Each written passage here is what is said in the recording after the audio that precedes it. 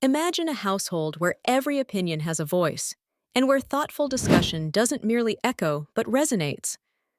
Creating such a safe space for debate within your home is more than just an admirable goal. It is a substantial contribution to nurturing critical thinking.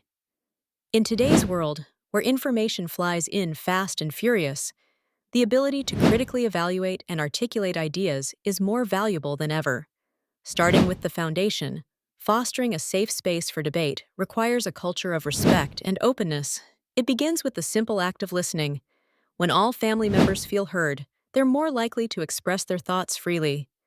Consider setting aside time each week to gather as a family and discuss opinions on current events or personal interests. This routine not only normalizes diverse perspectives, but also shows that every viewpoint matters. Moving further, the environment should be judgment-free. It's crucial that individuals feel they can voice their opinions without fear of ridicule or reprimand. Encourage family members to challenge ideas, not individuals.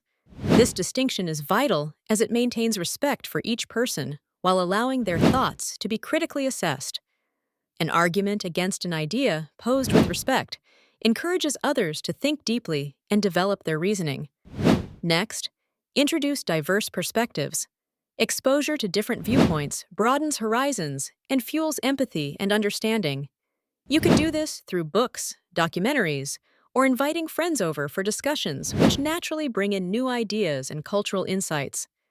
Remember, the goal is not uniformity of thought, but a richer tapestry of informed opinions. Facilitate these interactions with ground rules that promote thoughtful consideration over heated exchanges. For example, implementing a rule where each person must repeat the previous speaker's argument before presenting a counterargument ensures active listening and prevents knee-jerk reactions. Such practices enhance the quality of debates and promote an environment where new ideas can flourish. Moreover, as the conversation enriches, guide your family to ask open-ended questions. Challenge them not only to ask what, but also why and how. Not only does this deepen the conversation, but it also hones critical evaluation skills, which are essential for discerning thoughtful answers from superficial information. In wrapping up, creating and nurturing a safe space for debate in your home isn't merely about agreeing or disagreeing. It's about opening doors to thoughtful conversation, sharpening the mind, and fostering a sense of mutual respect and understanding. In doing so, you're not just preparing your family for a life of informed decisions, but also enriching the collective knowledge and emotional fabric of your home.